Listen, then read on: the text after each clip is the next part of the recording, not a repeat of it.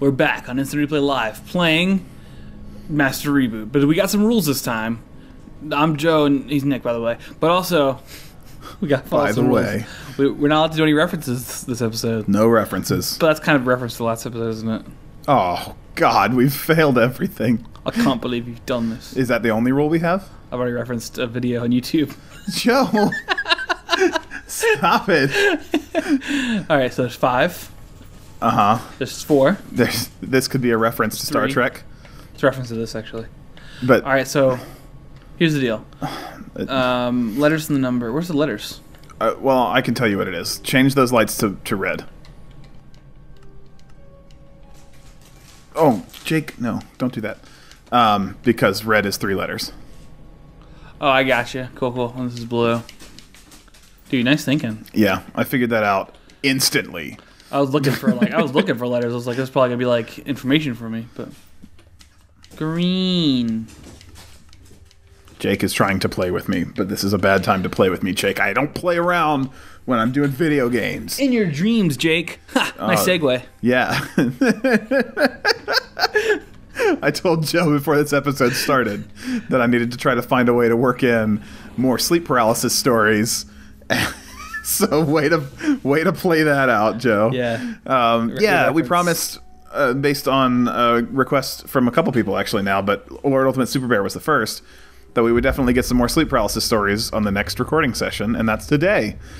So, I don't have, the problem is I don't have like another good story like Jim. Like I've had lots of sleep paralysis encounters, but they're a lot more subtle. They don't come to like a culmination point. They come to a point where I'm just like, all right, let me realize that this is a terrifying but hallucinatory experience, and I'm not actually like on an alien spaceship or whatever.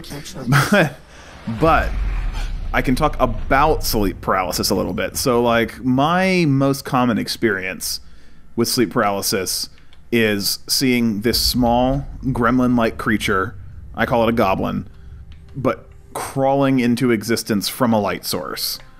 Specifically, we had this one, oh, I love it.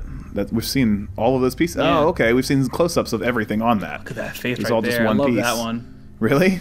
The one that's like, it's almost human, but it's a little bit. Yeah, okay. I just want to observe this a little bit. This is good imagery for sleep paralysis. Yeah, sleep paralysis. Oh, look at that guy. Yeah. Aku. The shape-shifting master of darkness. So, the goblin... I had this AC unit in our bedroom, and it had a bright green LED on it when it was activated, and it would seem to like expand when I was having a sleep paralysis event. And then I would see this little creature, like dark green, like almost a black-green creature, crawl out of it, drop to the floor, kind of like scurry over, like, and then it would be at the bedside, and it would be trying to like climb up into the bed or whatever. Really just a terrifying experience, like every time it happened, no matter how many times it happened. And sometimes there would be more than one, other times it would just be the one. I don't know if it was a recurring character or if it was like a whole species or what, but whatever the case was, that was common. The other really common one I've had is this witch character. She is a woman all in black, and you never really get to see her face except for, I think, like, maybe one time she was leaning over me, and she had the, like, very typical, like, hooked nose witch face, except she's, like, nice. Gray skin, not green skin, but... hooked nose and, you know, just like the witch you would see in a cartoon kind of thing. Popularized by Wizard of Oz, I believe, actually. I don't think that witch imagery existed before Wizard of Oz. Of course, they were green. Anyways, the weird thing about seeing those two things, right, about seeing goblins and witches, is that if you do any research on sleep paralysis online, you will absolutely find that everyone has witches and goblins. Like, and in different cultures across the world. Sometimes they'll call them imps, sometimes they'll call them gremlins, sometimes they'll call it, like, the woman in black, or the ghost, or whatever, or the lady. But everybody experiences these same two hallucinations. You could totally look that up, too. Like, it is actually like, yeah, anyone can go searching for it right now.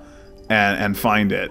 And it's in history too, because like it's in art. It's in every there's culture. That famous painting called The Nightmare, and it has one of the like little goblin type creatures sitting on someone's chest. Now the reason for that is because when you are experiencing sleep paralysis, you feel a pressure on your chest, and that pressure is your brain compensating for your inability to move. Weirdly though, I always hesitate to call mine sleep paralysis because I can move. And I think the reason for that is because I also sleepwalk. And the reason people sleepwalk is because their body doesn't release enough of the paralyzing toxin that keeps you from like getting up and, you know, acting out your dreams basically. Yeah. But so I obviously have a deficiency of that chemical in my system, so I can move even when I'm, you know, experiencing the otherwise hallucination effects of sleep paralysis. So I'm a weird case. But people who normally experience it, they perceive a weight on their chest and they can't move, so the mind compensates and creates this illusion of something sitting on your chest. That illusion happens to be sort of demonic in nature because of history and art and the way that humans process fear, and it turns into this little gremlin creature. But it's a little strange that so many cultures across the world independently come up with the exact same imagery. Like, it's not like it's Christian nations. Yeah. It's every nation across the world has its own, you know, horrors. And the witch, too. That's the other one. Like, the old hag and the crone or whatever, like, whatever their imagery calls for, this figure of a woman in black is a major part of it. Probably aliens. Well, and then aliens are a big recurring theme in sleep paralysis as well. Or something like it. I don't usually, like, I don't see grays or anything like that in mine, but I always have, like, lights at the windows will show up, and it feels like my brain immediately associates those lights to a ship has landed in the yard or is hovering above the house or something like that. Like, it's a bizarre, kind of pointless connection to make, but it's what my brain does. I don't know. If you had to choose between one of your one of my sleep paralysis theories being real, yeah, or well, not theories, but like one of the creatures that visits you, or one of the things. God, I mean, the witch seems honestly probably one of the most terrifying ones because she seems untouchable. Like, she moves around the room at her own like kind of like, you know, like horror movie flicker out, appear over here kind of thing. She seems indomitably, like, powerful and the most terrifying. She is wherever she wants to be. I never get a good look at her except for the one time she leaned over my face. Like, I think she's probably the most in control. The goblins seem like they would be, like, if I had to actually fight something, you know, like, sure, but how many of them are there? Like, if enough of them come through, they could certainly overpower me. And then with the alien one, like, since I never see them, I just get this intense, like, fear, and I always, like, if I'm experiencing any sleep paralysis that has to do with the alien presence kind of thing, those usually go on and on throughout the night. Okay. But because I never see them, I feel like at least they're not harmful. They ruin my sleep, to be honest. Like, I keep waking up from those for whatever reason. There come aliens, get off my lawn. Yeah. I guess maybe the aliens, since they seem the least harmful, like the least malicious. But I don't know.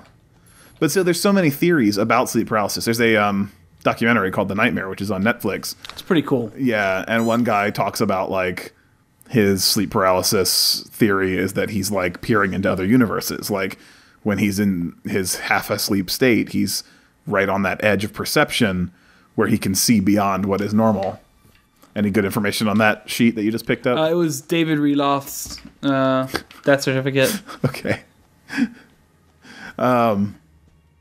But yeah, like, it definitely like, the moment when you are a victim of sleep paralysis and then you start to read other people having the exact same stories, because I didn't read any of that before I had those experiences. It's not like I was influenced by reading those things. I've certainly been influenced by art and other things before knowing what sleep paralysis was. I gotta say, this is exciting. Yeah, I always like getting hammers and things. Hammer's good. You gotta go smash some graves, dude, or some Well, there's the thing up mausoleums. there. I wasn't sure. Okay, I think it's just an object to interact with, though. Oh. I'm sure I needed to knock it down. Oh, I know what I need to do with Open some this. I need to mausoleum open a doors. door. There's a house over here. Oh, yeah, there you go. But I guess I could try some of these mausoleum doors, That is too. a mausoleum right Oh, there. look at that. Yeah. Oh, is it an axe? You're definitely holding a hammer. It's a hammer, yeah. Why is it showing an axe symbol? They changed Probably 'cause the they, model and didn't change the icon? 7353. Okay. You can't. Yeah, you can spin those. Okay, so you need to find the code from somewhere else. What's that? I don't know. That might just match up, like when you find the code, you know which one to use or something. Yeah. Keep going, looking around. So, anyways, you're saying... Was I? Yeah. What were you? I don't know that I had any other point to go with other than that. It's just like the initial fear of like realizing that other people have it makes you question reality a little bit. You're like, I know they're hallucinations, but what if they aren't? Yeah. You know?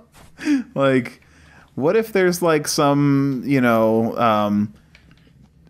time and space unlocked witch who is feeding on the fear of all living things, and she does that by putting them into these horrible nightmares, and myself and a few other select people across the world have just kind of woken up during those nightmares, and we see her or her minions like in the act of trying to claim our fear and our life force.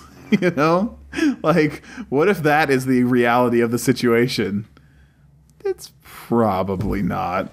I like how you're not, like, frightened by this at all. Sure, she's cool. Hit her in the head. I did. She's okay. Oh, fix can. Yeah. Oh. Keep on keeping on. Eventually, she's going to break. This is really dorky. Is this really, like... What if you can't do it? What if this is, like, endless? I mean, she obviously doesn't have any impact. But we got some Roman numerals here, it looks like. Okay. Maybe?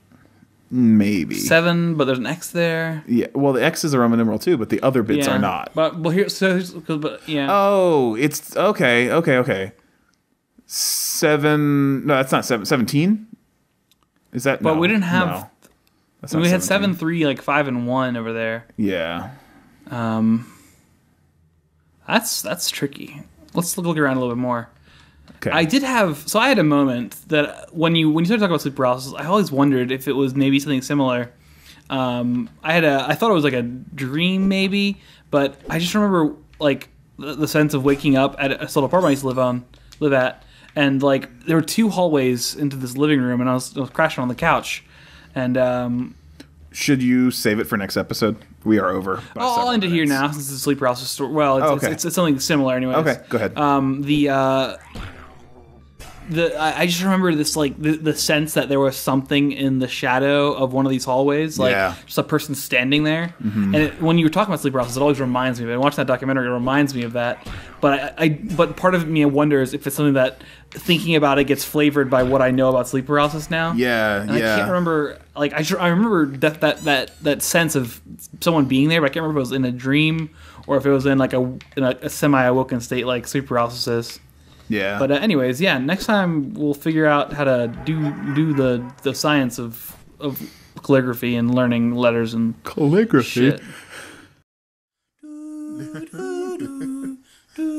Wow, wow.